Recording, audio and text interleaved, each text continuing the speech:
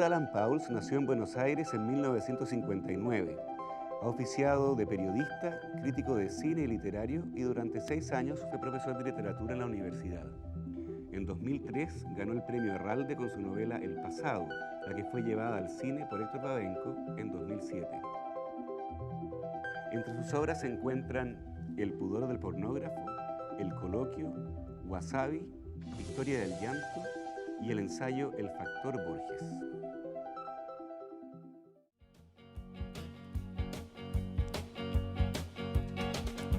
Oh, get me away from here, I'm dying. Play me a song to set me free. Nobody writes them like they used to, so it may as well be me. Here on my own now after hours, here on my own now on a bus. Think of it this way, you could either be successful or be us. Without winning smiles and us, without catchy tunes or words. ¿Cómo están? Comenzamos con música del grupo escocés Bell and Sebastian. Get Me Away From Here, I'm Dying. Se llama esta canción y lo hacemos de esta manera porque nuestro invitado de hoy, Alan Pauls, ha dicho que la música de este grupo podría servir como banda sonora al menos para una de sus novelas, que es Historia del llanto. ¿Cómo estás, Alan? ¿Qué tal? Bienvenido. Muy bien. Gracias. Muchas gracias por aceptar nuestra invitación. Por favor. ¿Por qué la música de Bell and Sebastian puede ser una buena banda sonora para esta novela? Me pareció que era como el tono y el equilibrio perfecto entre la alegría y la melancolía que el libro necesitaba para hacerse escuchar, ¿no? Es un grupo que a mí me gusta mucho y me gusta mucho justamente ese extraño filo en el que se hace oír, ¿no? La música de Bell and Sebastian. No sabes muy bien si están tristes, si están contentos, si tienen algún tipo de esperanza, si ya renunciaron a todo. Hay algo de eso en el libro también. Y música de puerto también, entonces. Música de puerto. Sí. Puede ser. ¿Están sí. afincados en Glasgow? Puede ser, sí, puede ser. Podría ser también la música para Valparaíso. Claro. Sí. Esta es la última novela que tú tienes publicada hasta el momento, Sí. porque sabemos que hay en preparación otras. Esta es la historia de un niño, una especie como de educación sentimental, ¿no es cierto?, de un niño que empieza a relacionarse con el mundo desde el punto de vista del dolor. Sí, el dolor es prácticamente la única experiencia del mundo que lo interpela, que lo llama de algún modo. Y desde muy temprano el personaje se da cuenta de que tiene una sensibilidad particular por el dolor. Tiene una manera de estar cerca del dolor, que incluso muchos adultos no tienen. Y empieza como a convertirse en una especie de oreja del dolor ajeno, ¿no? Como un confidente. Tiene un talento peculiar para arrancarles a los adultos las verdades que no se atreven a confesarles a nadie, ¿no? Y un dolor que provoca llanto, también, ¿no es cierto? Por eso es el título. Él se da cuenta de que el llanto también es una manera de relacionarse con el mundo, con su padre en principio, Sí. ¿cierto? Y también con el resto del mundo. Sí, llora sobre todo con su padre, porque por alguna razón este personaje siente como la necesidad imperiosa de mostrarse sensible ante el padre, ¿no? Y se da cuenta de que mostrándose sensible ante el padre lo valora. Valora esa excepcionalidad, ¿no? Un chico varón, muy niño, que parece tener una especie de llegada muy profunda a ciertas zonas que en general permanecen bastante inaccesibles para los niños, ¿no? Entonces hay algo ahí como de niño prodigio en este chico llorón y hipersensible, que el padre exalta un poco como una especie de trofeo personal, ¿no? Y esa misma sensibilidad frente al dolor ajeno es la que se va a convertir luego en una suerte de vocación o de prevocación política también, ¿no es cierto? Sí, esa es un poco la idea del libro, digamos, por lo menos la idea que a mí más me interesaba, era tratar de explorar o de desplegar la formación de una sensibilidad que después se va a convertir en una cierta concepción política o en una cierta posición política. Esa es, creo, quizá la apuesta para mí más atractiva del libro, ¿no? En el sentido de tratar de hacer una arqueología de la política en el mundo de la sensibilidad, ¿no? Porque en general cuando uno piensa en posiciones políticas o en ideas políticas, o incluso en la militancia política, uno tiende a pensar que eso se define en relación con textos políticos, con partidos políticos, con luchas políticas específicas, ¿no? con apuestas políticas, con estados particulares de ciertas sociedades, con momentos históricos, todo lo cual efectivamente es absolutamente fundamental para tener una vida política, pero me parece que lo que a mí me interesaba era tratar de investigar un poco si se podía reconstruir una especie de origen sensible de una posición política, ¿no? Entonces, como vos decís, la novela es cuenta un poco ese tránsito, cómo alguien pasa de ser un niño llorón, sensible, confidente, tan próximo al sufrimiento del mundo, a convertirse, no exactamente en un militante político, porque el personaje no milita en política, pero sí tiene una relación casi de fanatismo, podríamos decir, con todos los relatos que circulan alrededor de la lucha armada en la Argentina en los años 70, ¿no? ¿Tú dirías que esta novela es la más arriesgada desde un punto de vista formal? ¿Es la más experimental? No creo, digamos, mis dos primeras novelas, El pudor del pornógrafo y Sí. El coloquio, que son novelas casi inconseguibles ahora, me parece que eran bastante audaces también, o por lo menos tenían esa especie de ímpetu más o menos juvenil,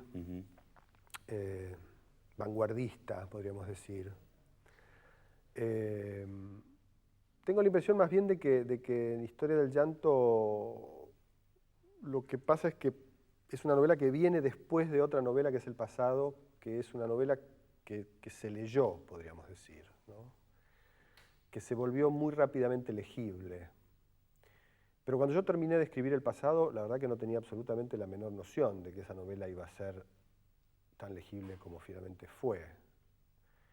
Yo hoy releo por ahí a veces fragmentos del pasado y digo, no puedo creer que esto haya tenido la circulación que tuvo, ¿no? Es una novela hiperdensa, llena de capas, llena de historias, llena de dimensiones, que va y viene en el tiempo constantemente. Y sin embargo produjo un efecto, digamos, de legibilidad inmediata, ¿no? No sé si es el amor, el tema del amor, la cuestión de la experiencia amorosa, hasta qué punto una novela de 500 y pico de páginas que trata de agotar la cuestión de la experiencia amorosa no se vuelve inmediatamente una especie de objeto transparente para todo el mundo. Yo no creo que Historia del Llanto sea más compleja que El pasado, realmente. Creo que es más compacta, creo que está todo mucho más condensado. Y a la vez creo que la novela gira alrededor de cosas que no se dicen, de secretos que no se declaran. Y tal vez eso complique un poco las cosas, mientras que El pasado es una novela que trata como de decirlo todo, ¿no? Es una novela que pareciera no dejar nada en el tintero. Mientras que en Historia del Llanto yo creo que hay muchas cosas que no se dicen, que son casi más importantes que las que se dicen, ¿no? Claro, una de las cosas que llama la atención en Historia del Llanto es, por una parte, una suerte como de simultaneidad, ¿eh?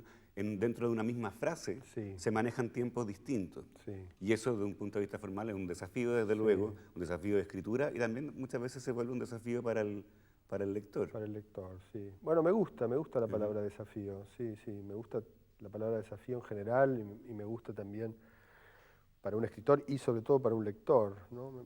A mí, por lo menos como lector, me gusta mucho ser desafiado por lo que leo. Me interesa esa relación, ¿no? Claro, a mí me llamaba la atención de que en el caso del pasado, ¿no es cierto?, el protagonista Rimini trata de ver al pasado como un bloque, una cosa con comienzo, medio y final, del que quiere deshacerse. No puede, desde luego, es un amor que no termina, no lo deja, Sofía no deja que termine este amor, pero se ve como una especie de bloque, como una cosa que se puede dejar atrás. En cambio, en Historia del Llanto parece que el protagonista fuera todas sus circunstancias biográficas a la vez. Sí. Esa es la impresión que da justamente esta simultaneidad de tiempo. Sí, era una de mis ideas. cuando empecé a escribir el libro hacía mucho tiempo que quería escribir un libro, una ficción que girara alrededor de los años 70, pero no lo escribí o no lo pude escribir, no me sentí capaz de escribirlo hasta que no encontré 2 o 3 como elementos formales o 2 o 3 ideas de construcción del libro, de narración, que finalmente me permitieron escribirlo. Una de esas ideas fue la idea de escribir todo el libro en presente, ¿no? El libro está escrito absolutamente todo en presente y al mismo tiempo es un libro que se presenta como un testimonio, ¿no? Entonces esa, por ejemplo, fue una de las ideas que me interesó mucho para abordar la cuestión de los años 70. ¿Se puede escribir un testimonio en presente? ¿Se puede escribir un testimonio en presente? ¿Se puede escribir un testimonio en tercera persona? ¿O el testimonio solamente tiene valor de testimonio cuando es en primera, ¿no? Y la otra es, ¿puede alguien que no vivió ciertos hechos dar testimonio sobre esos hechos? ¿Puede un no protagonista directo de una experiencia X dar algún testimonio sobre esa experiencia? Por supuesto, las respuestas que el libro da son todas que sí, ¿no?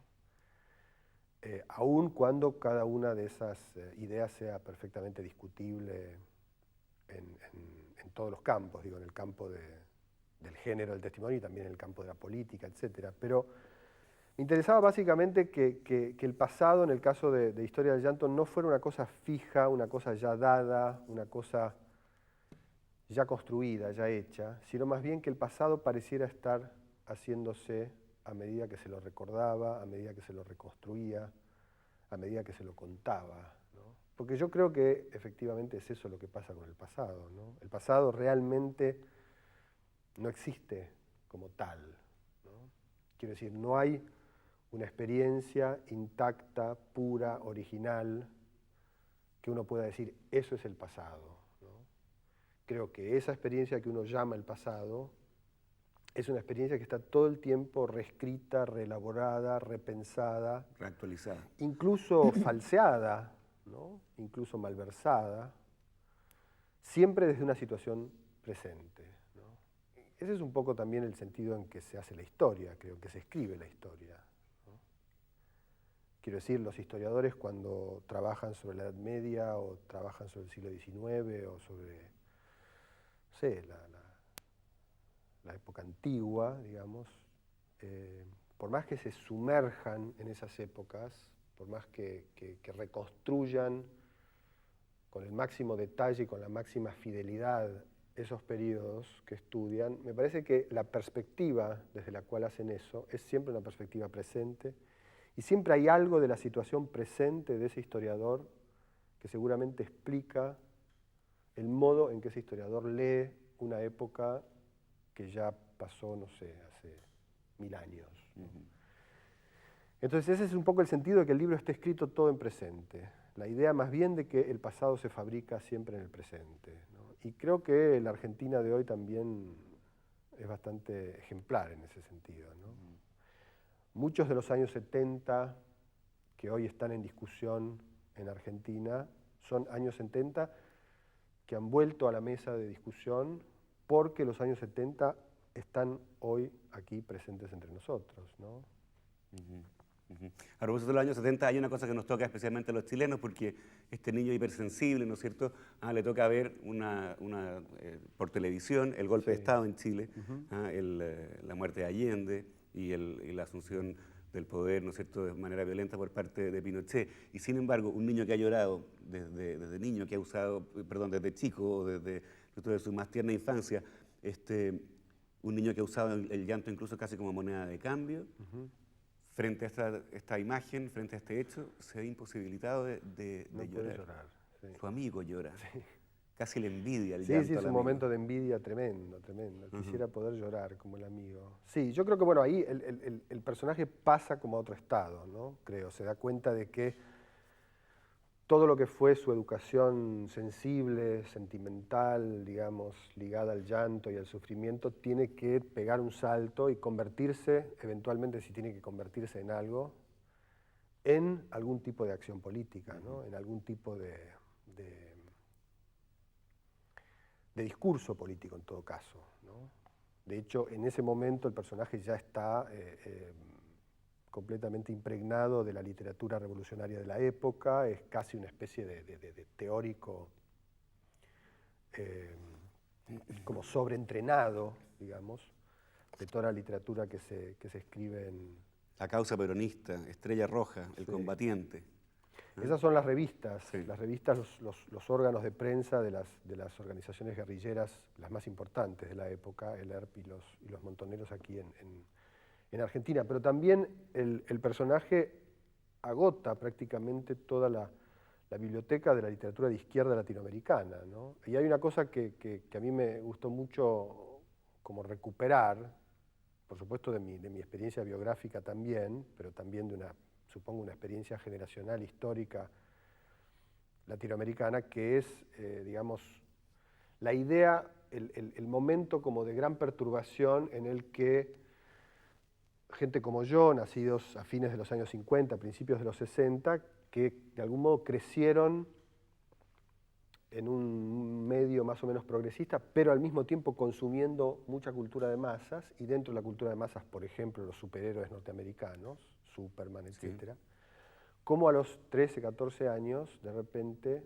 empujados por esa especie de linaje progresista, llegábamos a leer un libro como el de Superman y sus amigos del alma, de Dorfman y Matelar, donde nuestro ídolo de infancia, que no nos había impedido jamás ser progresistas, incluso que no nos había impedido jamás convertirnos en militantes marxistas o socialistas o lo que fuera, de repente era desmenuzado, disecado y puesto contra el paredón por ser un agente del imperialismo, ¿no? Entonces había algo ahí en esa especie de torsión, de giro, ¿no? Que me parecía que yo quería recuperar, porque efectivamente cuando yo tenía 13 años y estaba totalmente pro la causa del socialismo aquí en Chile, y también, digamos, era simpatizante de la izquierda en Argentina, etcétera.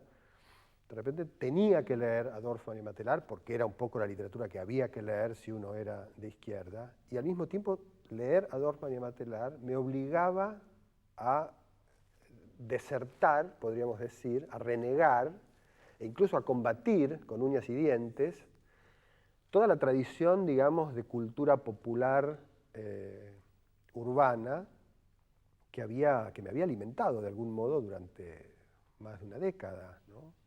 Entonces ese punto que podría parecer una especie de frivolidad biográfica, para mí al mismo tiempo condensa parte de esa especie de desgarro que mucha gente siente, digamos, cuando tiene que abandonar un cierto pasado y pasar a otra cosa, ¿no?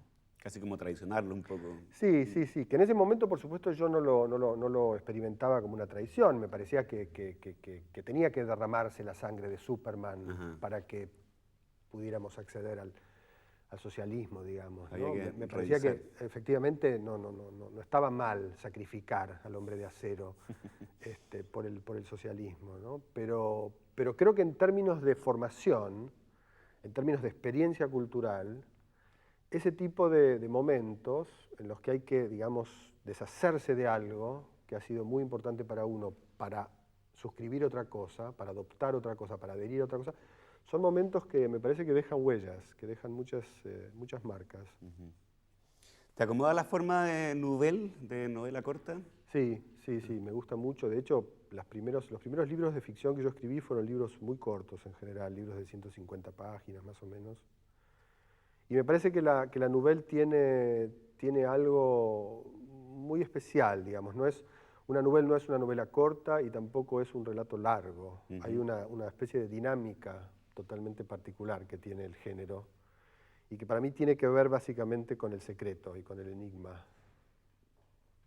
En el pasado yo creo que la pregunta que uno se podía hacer era ¿qué más puede pasar? ¿No? Y en mi historia del llanto yo creo que la pregunta que uno se hace es ¿qué pasó? ¿Qué pasó para que se llegue hasta donde se llega? ¿No? Y creo que esa es un poco la pregunta de la novela, que no es ni la pregunta de la novela ni la pregunta del relato, ¿no? El narrador se da el lujo además de poner de repente paréntesis cuadrados, ¿no es cierto? Como si hubiera una parte de su discurso que hubiera decidido eliminar, como cuando se cita, ¿no es cierto? Y uno deja una parte a un lado. Sí, porque en rigor el testimonio es el testimonio de ese niño, digamos, que en realidad no es siempre un niño, porque como decíamos antes, es un personaje que en una misma frase puede pasar de tener 5 años a 25 Sí. y en el medio 14. Ese personaje que da ese testimonio no lo dice en primera persona, sino que hay alguien que transcribe, podríamos decir, o que refiere ese testimonio, por lo tanto está en tercera, y uno podría imaginar a partir de esos puntos suspensivos que hay entre corchetes que hay algo de ese testimonio que ha quedado afuera, o bien por razones de pudor, o bien por razones de irrelevancia, o bien por alguna otra razón, ¿no? Pero, digamos, la idea ahí es que aún el testimonio más exhaustivo, aún el testimonio más detallado, más pormenorizado de una experiencia, está fatalmente agujereado, ¿no? Y debe ser interrogado siempre, o escuchado o leído, no solo en lo que dice, sino en lo que ha dejado afuera, ¿no? En lo que no dice. Sí. Esta es la novela que, ¿no es cierto?, sigue al El pasado, Sí. que es del 2003, Premio Herralde, es una novela, tú mismo decías, de 500 y tantas páginas, es lo más largo que tú has escrito hasta el momento, te demoraste 5 años, ¿no? Sí, ¿No? 5 años. Y has contado además que luego cuando terminaste ya estabas escribiendo los últimos párrafos, te asaltó una suerte de como de angustia y dices, ¿y ahora qué voy a hacer? 5 años con este texto. Sí, en realidad me dio pánico pensar que iba a tener que releer todo lo que había escrito. Porque, ¿No relees con frecuencia lo que estás escribiendo? bueno, en general releo, pero cuando me di cuenta de que la novela iba a ser muy larga, hubo un momento en que dejé, porque si cada vez que retomaba la escritura tenía que leer todo lo que había escrito, era complicado. Entonces, en un momento suspendí la relectura y hubo un momento en que realmente la dinámica del libro me arrastró y dejé de releer por completo. Entonces, cuando terminé el libro, me di cuenta de que iba a tener que releer partes del libro que habían sido escritas 3 años antes, 4 años antes, ¿no? Yo era realmente otra persona cuando había escrito eso. Uno siempre es otra persona a lo largo de la escritura de un libro, incluso si ese libro lleva 2 meses, ¿no? Pero en el caso de 5 años, yo podría contar que me pasaron cosas o que tuve aventuras, digamos, O sea, en 5 años pueden pasar muchas cosas. muchas desde luego. cosas, muchas más que en 2 meses. Entonces, realmente ahí era literalmente había sido otra persona. Entonces dije, bueno, ¿qué pasa si descubro que lo que escribí hace 3 años no tiene nada que ver con lo que escribió el que soy ahora, ¿no? 3 años más tarde? Entonces eso me paralizó durante un tiempo. Porque ¿Y no emprendiste la relectura hasta...? no, lo dejé descansar, digamos, o más bien me dejé descansar a mí, dejé descansar mi ansiedad. Y después retomé la lectura un día y me di cuenta de que no, de que efectivamente uno puede cambiar biológicamente durante 5 años, pero que el cuerpo que escribe un libro es otro cuerpo, que no tiene en todo caso la misma biología que el cuerpo biológico, que envejece, encanece, etc. Y me di cuenta de que había un pulso en el libro que persistía intacto, bastante intacto a lo largo de esos 5 años y de esas casi 600 páginas, ¿no? Entonces ahí, bueno, fue un gran alivio. Ahí dije, bueno, tengo un libro, ¿no? Porque uno nunca sabe bien, cuando escribe una novela larga durante mucho tiempo, si tiene un libro o no, o si simplemente lo que ha hecho es escribir durante 5 años algo, ¿no? La identidad del libro, la forma, la unidad, la organicidad, yo creo que recién aparecen al final, ¿no? Recién aparecen cuando uno relee, incluso cuando uno corrige, ¿no? Pero en principio, en una experiencia sobre todo de un libro largo escrito durante mucho tiempo, no hay ninguna garantía de que lo que uno esté escribiendo sea un libro, ninguna garantía. Yo tardo mucho en escribir, soy muy lento para escribir, pero en general lo que escribo es bastante parecido a lo que queda. Hay poca diferencia entre la frase que escribo y la frase que después se va a leer. Lo que puede pasar es que directamente sea eliminada, pero no que sea reescrita o retrabajada. Eso en general es un trabajo que hago antes mentalmente, por eso tardo en escribir. O sea, las ideas están en la cabeza un rato antes de... Sí, más que las ideas, las frases, Las ¿no? frases. La frase misma. Hay una especie de, como de redacción mental, de escritura mental que precede a la escritura propiamente dicha, que la prepara, que la ensaya, como un trabajo más musical, ¿no? Como cuando los músicos Claro, como se pasan, escucha ¿no? y, claro. Hay una cosa que a mí siempre me gustó mucho de los pianistas, por ejemplo, que es cuando tocan sin tocar, como si presentaran la obra, ¿no? Entonces, lo que hacen es como rozar apenas las teclas. Y eso tiene un sonido increíble, que no sé por qué a ningún pianista jamás se le ocurrió grabar, porque podría ser realmente genial, Mira, ¿no? ni a John Cage se le ocurrió eso, que se le podría haber Es ocurrido. una idea bastante Cage, sí, sí. Y a mí siempre me gustó esa forma que tienen los pianistas, que no es exactamente ensayar, sino más bien como a mitad de camino entre calentar los dedos, empezar a rozar la partitura que tienen que tocar, conectarse con el instrumento y también con la obra, ¿no? Yo hago mucho eso, creo, mentalmente con la frase cuando escribo. A propósito que tú hablabas de montaje, tú has oficiado de crítico de cine y también has hecho bastantes guiones de cine. Y esta novela fue ahora hecha película, ¿no? Sí. Héctor Babenco, el director brasileño, ha hecho esta película con Gael García como protagonista, ¿no? Él es Rimini. Yo sé que tú elegiste no participar de ese proyecto, a pesar de que te lo ofrecieron. ¿Por qué? Me pareció que no iba a aportar mucho, o en todo caso que lo que iba a aportar iba a perjudicar, a problematizar mucho más el proyecto de lo que lo iba a facilitar. En parte porque me iba a resultar muy difícil a mí despegarme de mi condición de autor del libro y de escritor de ficción literaria. Y en parte porque me parece que el autor tiene que desaparecer, ¿no? Cuando se trata de este tipo de traspasos. Me parece que tiene que desaparecer, que en todo caso tiene que estar presente junto al director para, por ahí, en el momento de leer la novela, en el momento de interpretarla, porque toda adaptación de una novela es una interpretación. Entonces tal vez allí, qué sé yo, pero ni siquiera diría que eso es necesario. Si es necesario, es solamente necesario para satisfacer una cierta pulsión de control que puede querer tener el escritor con respecto a lo que van a hacer con su trabajo. Pero me parece que esa también es una pulsión muy razonable, pero completamente ineficaz y que no tiene, creo, ninguna rentabilidad artística, digamos. Ningún escritor que quiera controlar lo que hacen con su libro en el paso al cine va a obtener nada bueno de ese intento de controlar. Me parece que lo mejor es hablar con el director, discutir, volver al libro una y otra vez, lo que haga falta, y hay un momento en que hay que soltar. Una película no es lo mismo que un libro, el cine no es lo mismo que la literatura, ni siquiera hay realmente una traducción allí, es otra cosa, ¿no? Entonces, como es otra cosa, o bien uno se lanza de cabeza en eso y dice, bueno, voy a escribir el guión, pero yo creo que en ese caso incluso habría que dirigir la película, ¿no? Porque la diferencia ya que hay entre un guión y su puesta en escena es enorme, es absolutamente enorme.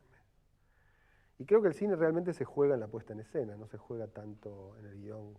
Se juega en el momento en que un director, digamos, ve un cierto mundo encuadrado, en planos, con una cierta lógica, ¿no? Y eso es el director, no tiene nada que ver con el guión. Entonces decidí eso, decidí estar cerca de Babenco, si Babenco me necesitaba, discutir mucho con él antes.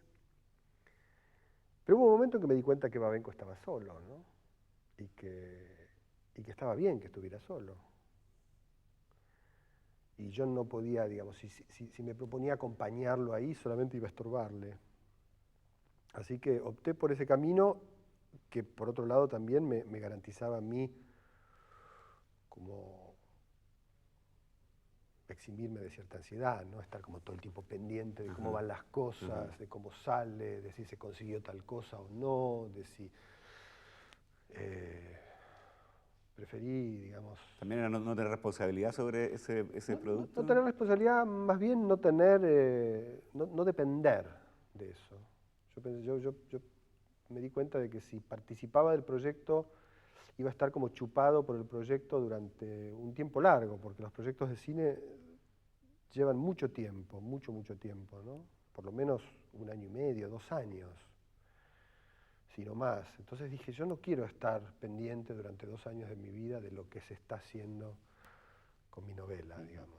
Para eso directamente decido yo dirigirla, ¿no? Pero jamás se me ocurriría dirigir una película. No, lo único en lo que fui como insistente y no escuchado, que eso la verdad que lo lamento porque creo que realmente era una buena idea, era una idea que a mí se me había ocurrido para el final de la película, el final, porque Babenco desde el principio tuvo muchos problemas para aceptar el final del libro, ¿no? Que Rimini queda con Sofía en esa especie de estado límbico, ¿no? En el que se describe en el libro, pero se quedan juntos, ¿no? Entonces Babenco no lo toleraba, le parecía que era una defección, le parecía que era una claudicación, no soportaba, había algo como de, no sé, había algo de la masculinidad o de la presencia de ese personaje que se le desmoronaba demasiado, ¿no? Después de haber sufrido muchos daños, ¿no? a su identidad personal. Y yo le decía, bueno, si querés que el personaje se escape, adaptá otra novela. O sea, el personaje es así, esa es un poco la lógica de este mundo. A Rimini le pasan un poco las cosas, ¿no? Le pasa a Sofía, de hecho, quiero le decir, ocurre. ¿por qué protestar porque el personaje no se vaya al final y no protestar porque el personaje no la mate antes o no, digamos, se vaya a vivir a otro lugar o no sé, digo, no cambie de actitud antes, ¿no? Hay una lógica en el personaje, hay una lógica en el mundo, hay una lógica en el pasado, tal como se describe en la novela, y el final es totalmente congruente con esa lógica, ¿no? Pero él quería como intervenir en el final porque sabe... Para un último gesto heroico. Sí, porque sabe además, como buen director de cine, que la última imagen, el último plano de una película es como el plano residual que queda en cualquier espectador. Y yo creo que también quería como que hubiera una especie de luz de esperanza, digamos, en la película, ¿no? En la versión cinematográfica. A mí la verdad que la luz de esperanza me importa muy poco, ¿no? Prefiero, digamos, que los objetos artísticos sean artísticamente intensos, interesantes, que sean esperanzadores o deprimentes. Pero se me había ocurrido una idea que era que después de hacer el amor, por primera y única vez en toda la película, y creo que también en toda la novela, Rimini y Sofía quedaba dormida en la cama, desnuda. Rimini se apartaba de la cama, se sentaba en una silla al lado de la cama, la veía desnuda y Sofía se había dormido con las piernas abiertas y Rimini miraba durante 10 segundos el sexo de Sofía, desnudo. Exactamente igual que en un cuadro de Courbet, que a mí me gusta mucho, El origen del mundo. Exactamente. Entonces le mandé el cuadro a Héctor y le dije, mira, para mí este es el último plano de la película. Rimini mirando esto. Y Babenco no entendió, no lo compartió, se rió, creyó que estaba provocándolo o que yo quería provocar al espectador. Y a mí me pareció un final absolutamente congruente también no solo con el libro, sino también con el guión que yo había leído de la película, ¿no? Porque creo que el pasado es el origen del mundo, por supuesto, y creo que se puede decir perfectamente que un sexo de mujer es el origen del mundo, y me parece que para la relación que hay entre Sofía y Rimini en la novela y en la película, era perfectamente legítimo, para mí casi se caía de maduro, claro, que la película terminara así. Bueno, no lo aceptó. Eso fue eso lo lamenté, pero no hay experiencia desdichada que no tenga su recompensa. Muchos meses después, cuando la película ya se había estrenado, etcétera, Héctor Babenco vino a Argentina volviendo de Francia y me trajo de regalo un libro gigantesco sobre Courbet, sobre una exposición que había habido en París sobre Courbet, y por supuesto la estrella del libro era el cuadro El origen del mundo, ¿no? Tú dices que una cosa es hacer la ficción, donde estás en cierta forma en plena libertad. Es una esclavitud escribir ficción, pero es es la libertad del esclavo, ¿no es cierto? Y hay una serie de otros objetos malos, dices tú. ¿Mm? Objetos malos que son las otras obligaciones, sin las cuales tal vez sería imposible escribir ficción, por un asunto económico, pero también por un asunto de creación. Sí. Yo siempre despotriqué mucho contra la doble vida que tienen que llevar, por lo general, los artistas, ¿no? No solo los escritores. En el sentido de que tienen que hacer algo para vivir, para alimentarse, para pagar sus cuentas, etc. Y después está lo que hacen ellos, lo que quieren hacer, lo que más les interesa, lo que más los apasiona, etc. Me parecía que había algo perverso en ese modo de vida. Y al mismo tiempo, digamos, últimamente que estoy como entrando en una cierta etapa en la que cada vez, yo diría, no es que vivo de lo que escribo, pero cada vez puedo concentrar más mis energías en lo que escribo. Me doy cuenta de que no sé si yo aceptaría profesionalizarme en el sentido de vivir de mi literatura y saber que para vivir tengo que escribir lo que quiero escribir, ¿no? No estoy convencido de eso. No volvería, digamos, al régimen de alguien que escribe en las pocas horas libres que le quedan, o los fines de semana, o a la noche cuando su hija duerme. No volvería a ese esquema porque es un esquema un poco enloquecedor y además fue mi esquema de vida durante años y años, ¿no? Creo que ya pagué mi derecho de piso en ese sentido. Pero me parece que para mí, por lo menos, hay algo de la condición del escritor profesional que no me gusta mucho, que no creo que le haga bien a la práctica artística, ¿no?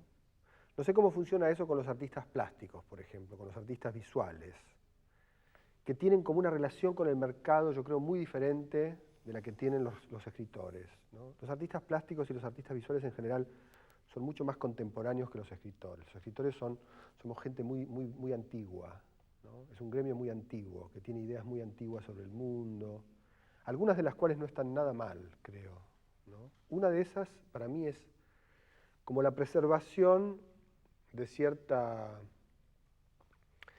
inmunidad de la práctica artística que uno tiene respecto de, no ciertas presiones, pero incluso ciertas ventajas que puede traer el dinero, por ejemplo, ¿no?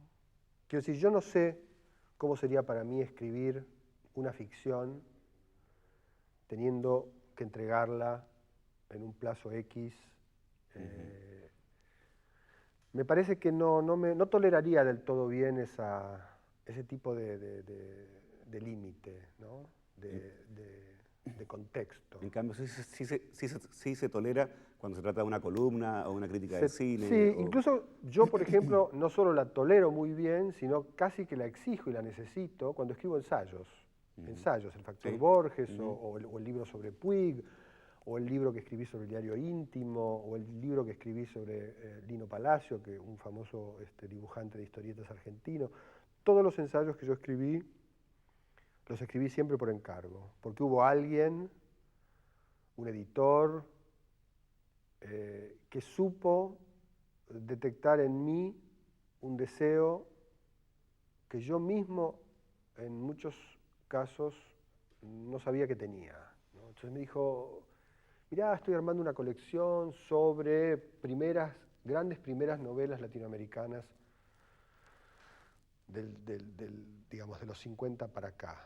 Y pensé, ¿no querés escribir sobre la tradición de Rita Hayworth de Puig? Yo dije, bueno, Puig no era uno de mis escritores favoritos en ese momento, ¿no?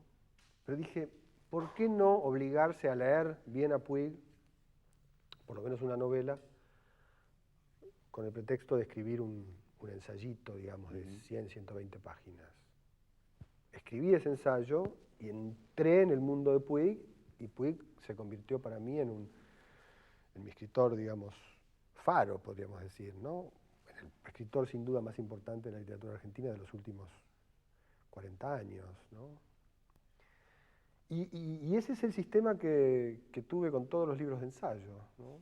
Es como si hubiera allí algo de la estructura del encargo y del contrato, algo de la estructura de la relación con el otro, si querés, siempre encarnado por estos editores perspicaces, que es necesario para mí para escribir un ensayo, pero porque el ensayo siempre ya tiene una relación con otro, porque cuando escribo sobre Puig está la relación con Puig, porque cuando escribo sobre Borges está la relación con Borges, cuando escribo sobre el diario íntimo está la relación con ese otro que es el género del diario íntimo, ¿no? En cambio con la ficción, ahí es más autista todo, ¿no? Es más autista, o sea, es un autismo muy poblado, ¿no? Superpoblado, hay mucha gente viviendo ahí adentro. Es un poco como la escena del camarote de la noche Una noche en la ópera de los hermanos Marx, ¿no? O sea, cada vez entra más gente ahí, pero el camarote es uno solo, ¿no? Es así, funciona así, me parece. Aprovechemos de hablar de Puig. ¿Por qué crees tú que Puig, los lectores de Puig estamos acostumbrados a no encontrar un narrador en sus obras?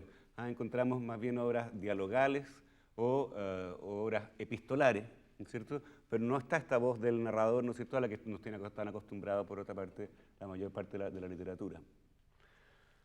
Bueno, ese yo creo que fue el gran hallazgo de Puig, ¿no? La gran innovación, su subversión máxima, haber de algún modo dinamitado esa figura única, esa perspectiva única que es el narrador en la literatura tradicional, digamos, en la ficción tradicional, incluso en la ficción no tan tradicional, haberla dinamitado y haber hecho literatura con lo que podríamos llamar voces, ¿no?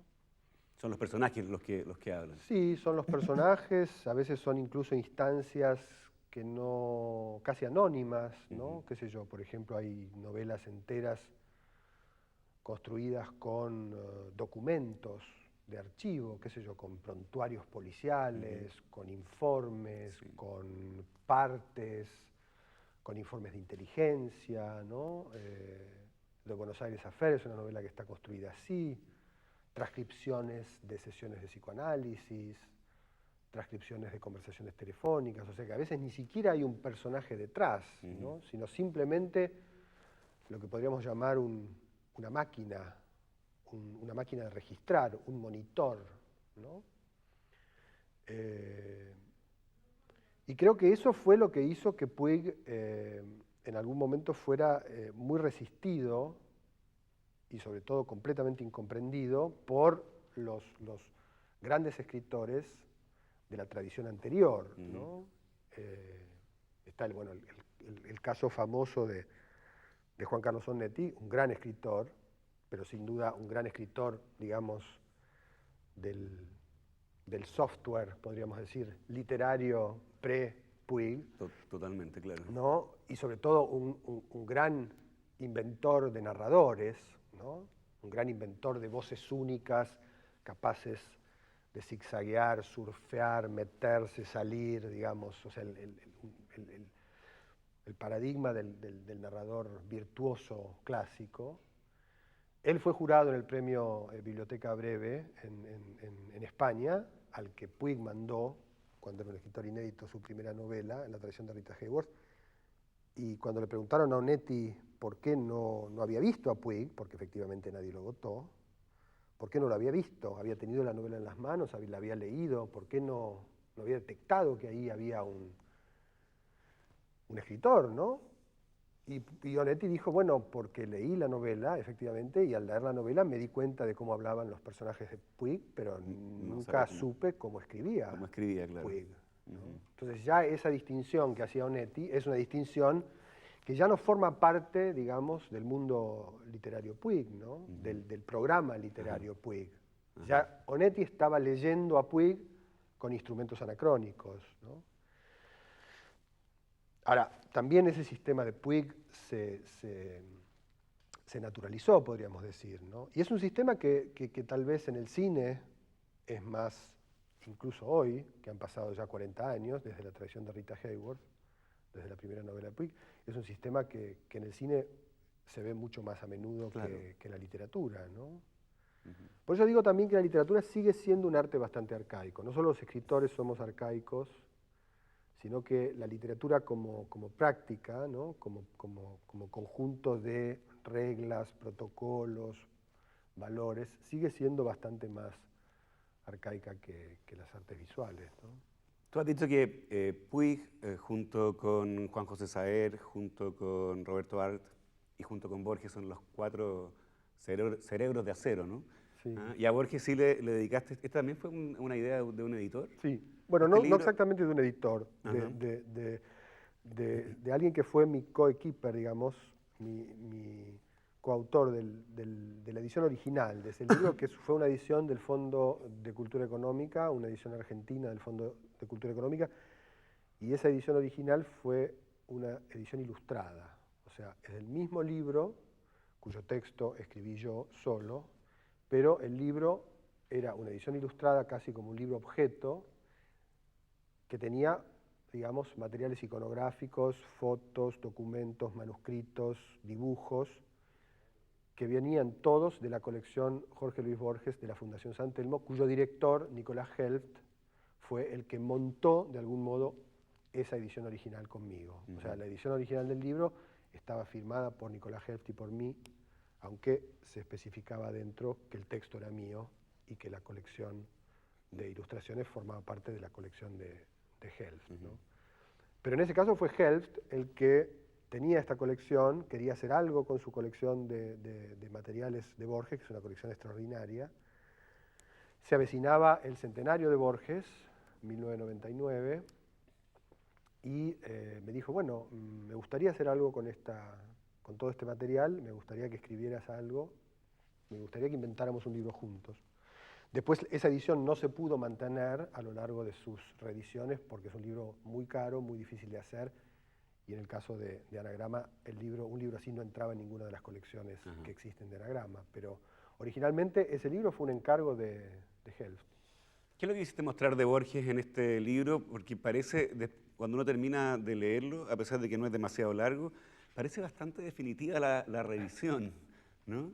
Parece bastante exhaustiva también la revisión. Bueno, Toma un texto, por ejemplo, que ni siquiera están las obras completas de Borges, como es El idioma de los argentinos. Sí. Bueno, en realidad es un libro muy modesto, que tiene una intención muy modesta, porque escribir a esta altura del partido, o en el 1998, cuando yo lo escribí, escribir un libro sobre Borges es una redundancia o una pedantería, ¿no?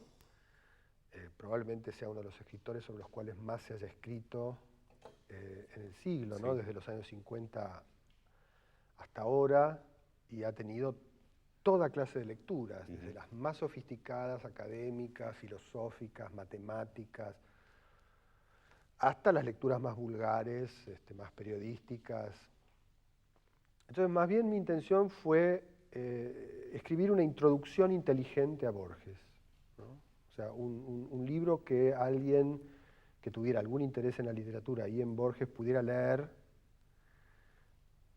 con cierta facilidad, con cierta fluidez, y al mismo tiempo dándose cuenta de que el libro era solamente una pista inteligente y astuta que había que seguir para ir más allá, ¿no?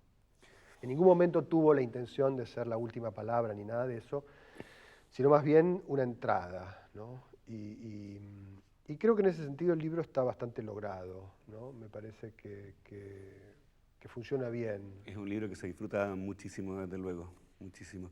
Alan, se nos está acabando el tiempo. Yo te quiero pedir un último favor. Yo sé que a esta historia del llanto le seguirá una historia del pelo. Así es. Y según tus planes, todavía un tercer volumen que es la historia del dinero. Sí. ¿No es así? Sí. Yo sé que tú estás en la mitad de la redacción de Historia del pelo, y también sé que tienes acá, ¿no es cierto?, la primera parte, es la primera parte del comienzo. Así es, este es el principio de... Una de las cosas que tú haces, ¿no es cierto?, énfasis en este libro, es que la voz del escritor, leyendo su propia prosa, tiene una importancia radical, desde luego. Es súper interesante escuchar cómo lee un escritor su propia prosa. Y yo te voy a pedir entonces que terminemos el programa con Alan Pauls leyendo el comienzo de su historia del pelo. Bueno, espero que esto no sea usado en mi contra en algún momento.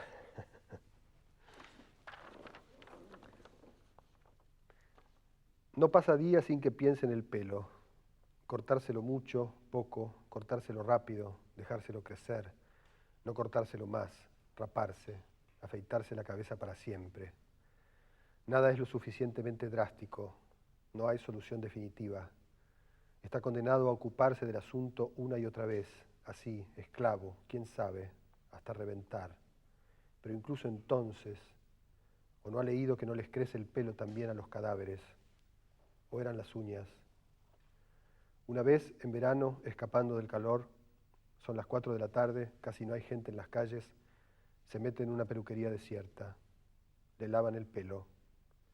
Está boca arriba, tiene la nuca apoyada en la canaleta de plástico.